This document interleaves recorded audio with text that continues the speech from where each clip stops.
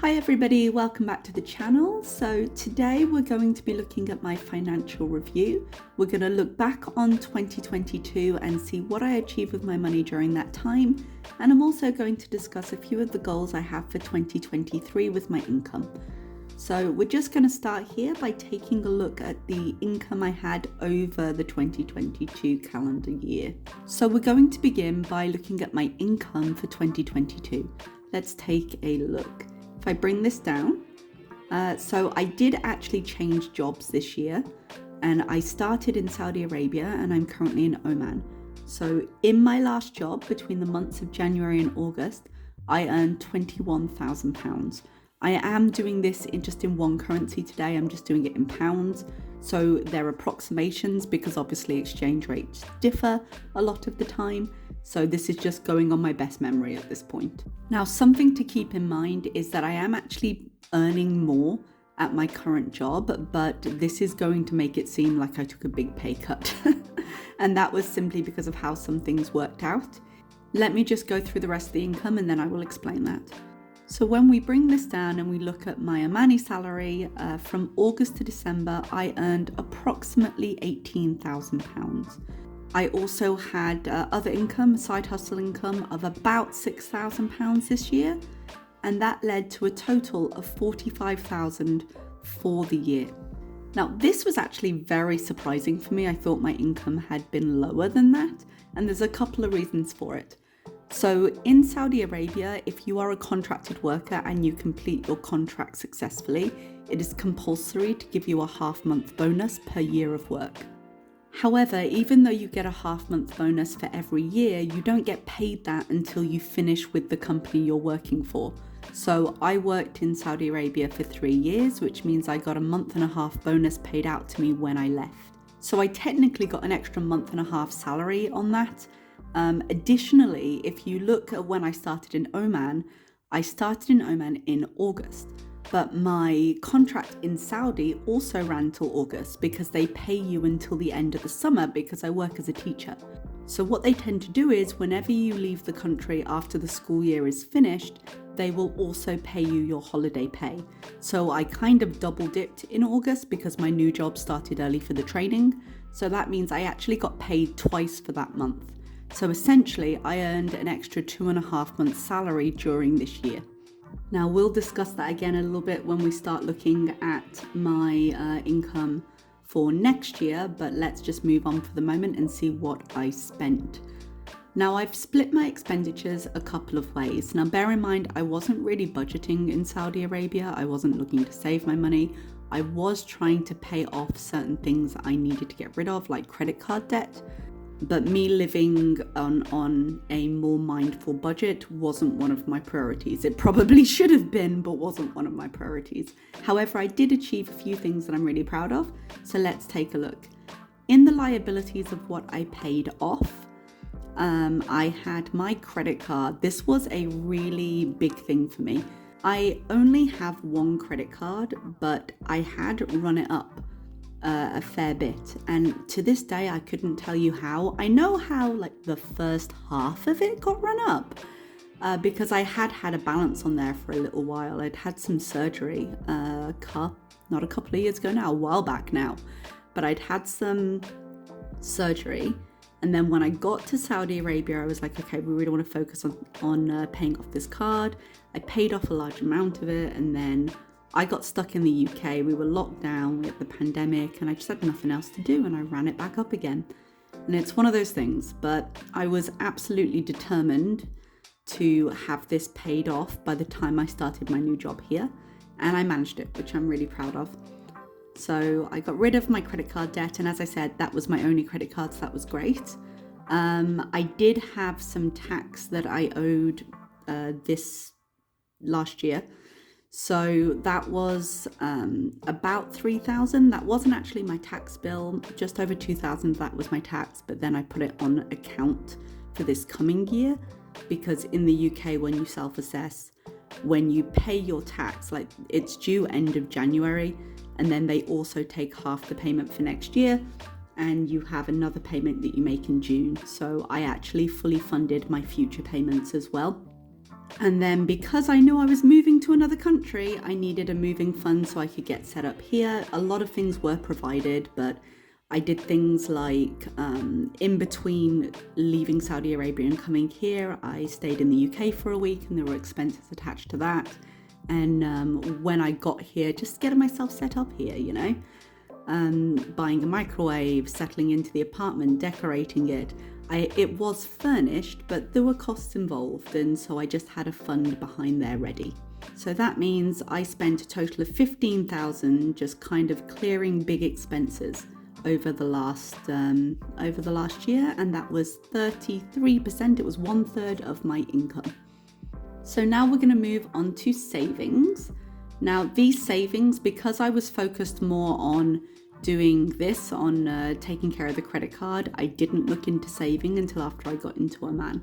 So that's why some of these numbers are a little bit smaller. Okay, but my pension, I contributed just over £3,000, 3,100, which I was really happy to do because I was very behind in my pension.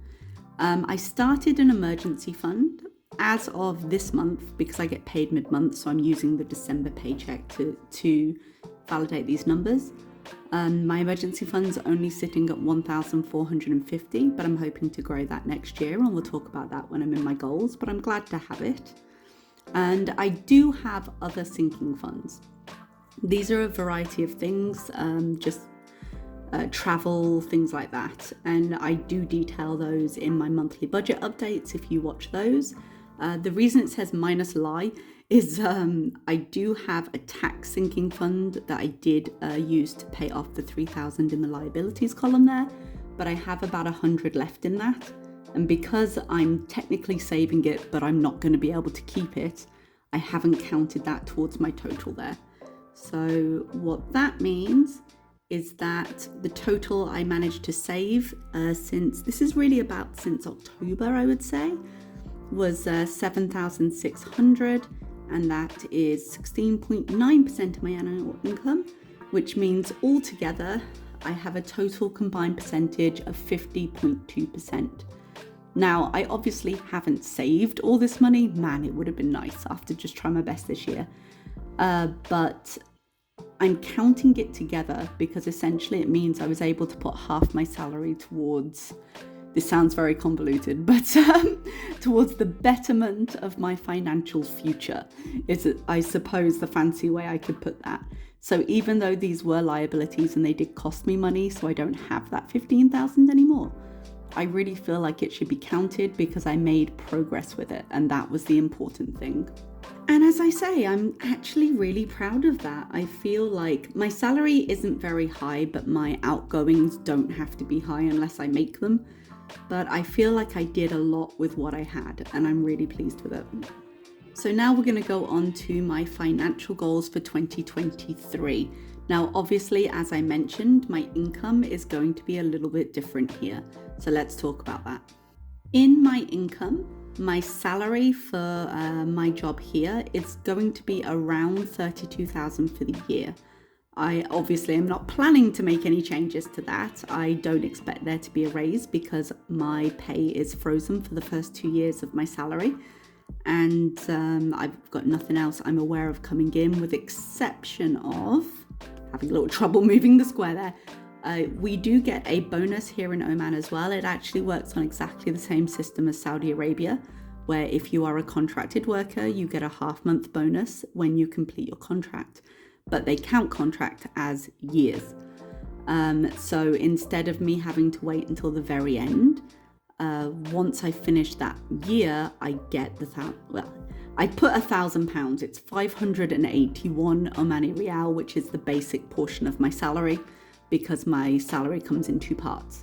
So that's going to be about 1,000, but I don't receive that until September, because sometimes when you have international placements, people will collect their bonuses at the end of the school year, and then they will say, yeah, I'm coming back. So if they've re-signed, and they collect a bonus for re-signing, which doesn't happen in these kinds of places that much, but like the current school I work in, but earlier in my career, a lot of tuition centres and things used to do this, where you would get a bonus for re-signing because it saves them having to find a new employee. And people would say like, yeah, no problem. They get paid and then they do a runner in the summer and not return. So often you'll see that schools, they'll pay you a bonus, but they won't do it until you return to school to collect it because it protects them as well. My other income, so this is the point, I don't want to say of contention, but what I'm doing here is I'm really lowballing it. I made about 6,000 last year. I could make that again, but I would rather put a minimum amount than a maximum just in case. So it says 3,600. I like nice round numbers, so I'm probably not going to count that 600. But because it's YouTube and it's not reliable at all, I'm going to half the amount I made last year and I'm going to use that as my total. So that will mean my total is 36,600. And that's how we'll move forward. I'll just go with the assumption of 36 just in case. I've actually been really lucky with the exchange rate this year so far, and I've got a feeling it's not going to be as shiny moving forward. So nothing good lasts forever, and I just want to make sure that I'm being conservative in my estimates so that I don't end up overreaching myself. So now we're going to go into my expected expenditures for the next year. So in terms of what I think I'm going to spend and my goals, let's take a look. I have been budgeting since sort of September, October time. And even though September was an unusual month because I was still in the process of settling in, my monthly expenses haven't really gone over 400 Omani Rial, which I converted and I've calculated by 12 months. So I think my monthly expenses and just living costs are gonna total about 10,000 of my overall salary. So I've just put a timeline here. The reason we've got timeline for this one is that some of the things I need to do by the end of like the next financial year. So not this April, next April. And some of these things I'm looking at the calendar year. And some of the things don't make it to the end of the calendar year, which we'll discuss later. So about 10,000 of my salary is already going to be gone. This national insurance, technically I'm treating it as a debt, but technically I don't have to pay it. But I think if you're a longer term viewer of the channel, you've already heard this story. I apologize, but if you're new, I'd like to explain it. So national insurance in the UK pays for things like pensions and the NHS and other benefits and things like that. I don't live in the UK, but I do want to keep funding my state pension. So I pay voluntary national insurance contributions. However, I didn't always do this, because when I was younger and I was traveling and I was teaching, I just didn't really think about it, which was kind of stupid, but you live and you learn, what can I say? So I have some gaps in my national insurance history. Now, usually that wouldn't matter, because if your adult working life is 51 years long before you can draw your pension, to fully fund your pension, you just have to work for 35 years. You have to have 35 full contribution years. So if I were working in the UK and I was having this taken automatically from my salary, it really wouldn't matter. I'd have some leeway for any years I didn't work. But with me, because I make voluntary contributions, when I hit 35 years, if I'm not using the other services, I can stop paying. And because I don't know what the future holds and I don't know how long I'll work and I don't know if I'll get sick or anything will happen, because I've got these gaps, I would rather fill in these gaps and know that I'm closer to hitting that 35 and maybe give myself some leeway if I end up wanting to retire early or anything changes or my income lowers so I'm not able to make as much contribution. You know, there's lots of things that could happen that would make my financial picture very different. And I'd rather give myself a little bit of padding there so that if I'm ever in a position where I can't pay, I'm not right to the wire with the number of years I have left to contribute. So we're just trying to fill in these gaps. Excuse the long story there. Now, at the moment, in order to completely fill in all the gaps of the years I missed or partially paid, I would need 6,400. I do have some in a savings fund already. So that's about, well, by the end of the financial year, it will be at about £2,000. So next year, April 2024, next financial year, I will need a further 4,400, but I'm just putting the full amount in here at the moment because again, it's money I'll be saving, but it's not money that I'll be keeping. I'll want to pay it. Technically, I could pay this anytime, but in order to make the payment, you have to physically call and get, I think it's a 16 or 18 digit number, which is your payee code. And then you have to use that to send it online. And it just takes a little bit of doing, and you can do it, but when you're calling internationally, it just, you have to time it. So rather than do it every month and have to organize that, I'm just gonna save up a lump sum and do it once. And then there's less chance for this going wrong, hopefully. So moving on, we've also got tax. Now, as I say, I have fully funded my tax already, but that doesn't mean tax won't come again, as tax always does. So I'm just going to be putting probably 100 into a sinking fund so this can keep ticking over for when it's next due. My first payment would be due end of January 2024. So that's what I've got in the timeline right there. So in total, that's a cost of £17,200 to cover the expected liabilities. I say expected because who knows, that should be coming up in the next year, which is 47.8% of my annual income if I take 36,000 as the annual. So now we're going to go into the savings and the goals I have for that. The big one I have for the next year is I would really like to put £10,000 into my pension. My contribution rate at the moment puts me close to that. I'm currently contributing £800 a month. In order for me to make this, I would have to just increase that to 833, I think it is, which shouldn't be too much of a problem. And I'll put into my month-to-month budget, you'll see a slight increase in that section. That's an ongoing thing, so the timeline is just going to be 2023. I would like to increase my emergency fund. Now, I did calculate per 12 months what it would cost each month to do this. And I don't think, given my other goals with the national insurance and things like that, that I'm necessarily going to be able to get it up to 5,000, but I think I can get it up to 4. So that would take an additional 2,550 because I do already have some saved. And again, the timeline for that is 2023. Next, we have my sinking funds. These were a little bit harder to calculate because some of my sinking funds are for things like national insurance and tax. So I'm not including those. And I'm also not including my sinking fund for travel, which we will talk about in a minute. But for the other sinking funds I have, all the little ones like birthdays, gifts, Christmas, I have another one. I can't remember the others, but they're in my budgeting videos if you watch them. So the total sinking funds, if I were to get to the goals I have for each one, I'd need a further £720. And again, the timeline for that is this year. But as we know, sinking funds tend to go up and down as you spend for the purpose that they were intended. You don't buy all the things for the sinking funds in one moment at the end of the year.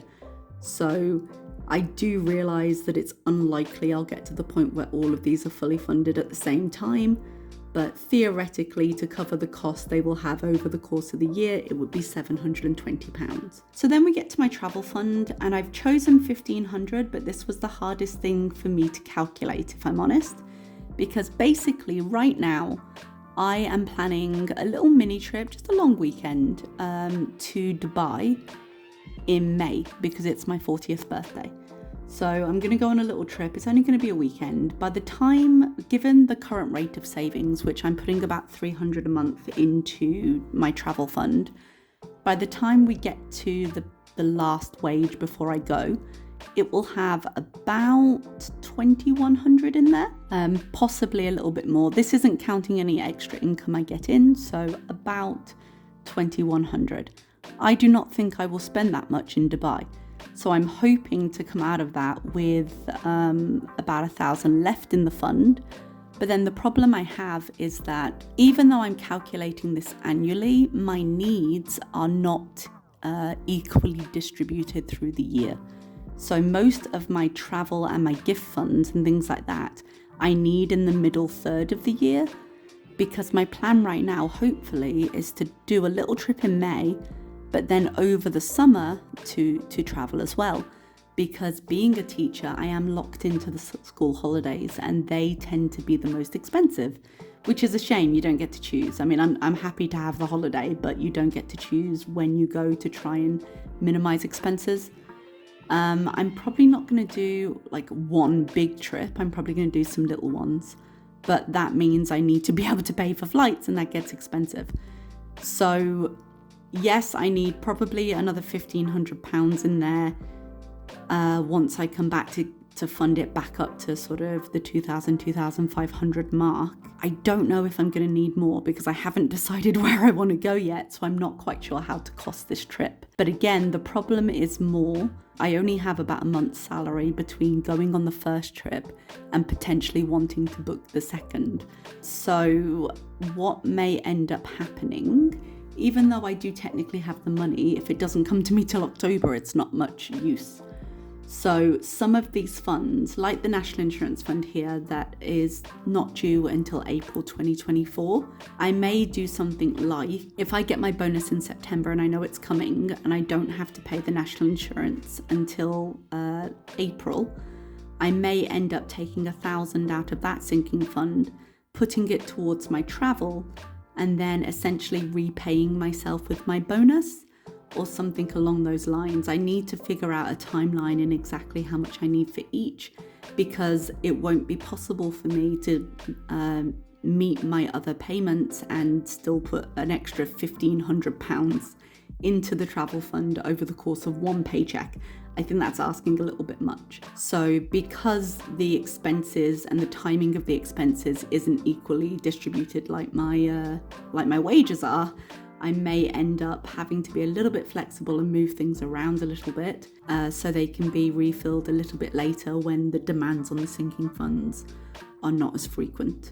So I'll take a look at that. I mean, the real thing to do would be increase contributions to the sinking fund, which if I can take care of the national insurance by April of, not next year, the year after, by April 2024, then I'll have a lot more money to put into these things. But for now, I think it might just take a little bit of flexibility. Still possible, but has to be thought about. So I'll take a look at the timeline there. And what that will mean is if we look at where I'm putting money, I'm not counting monthly expenses in that because that's day-to-day living. I will have been able to put 62% of my total salary, which will be 22,370, towards planned financial things, I suppose. But towards planned financial use, I suppose, is the best way to say that. So I realise, again, that doesn't mean it's all in savings. Things like my national insurance are an expenditure. For sure, it's a liability. So I won't be keeping all of that in cash, but I will have been able to dedicate almost 2/3 of my salary to, again, the betterment of my financial future, which feels pretty good. Now, the eagle-eyed among you, because I'm terrible at math, may notice that if we look at these percentages, 47.8 and 41 does not equal 100. Even I, with my terrible math, have managed to notice that. I haven't calculated like the other 10% because I think it's all going to come into kind of the refunding of the sinking funds after they've been used and the general in and out of money. And as I say, because I need some of it sooner, but it doesn't get paid till later, I don't want to assign every single bit of money I get coming in. I just want to see this in broad strokes. So the remaining 10-ish% of the money will likely be going into these different funds. We just won't see them in the overall picture like this. Okay, everybody, so I hope that was interesting. I hope you enjoyed going through that with me. I don't believe I've done my December-January budget yet, so I'm going to get that out in the next couple of days if you want to see how everything is broken down. And thank you so much for listening. Bye-bye.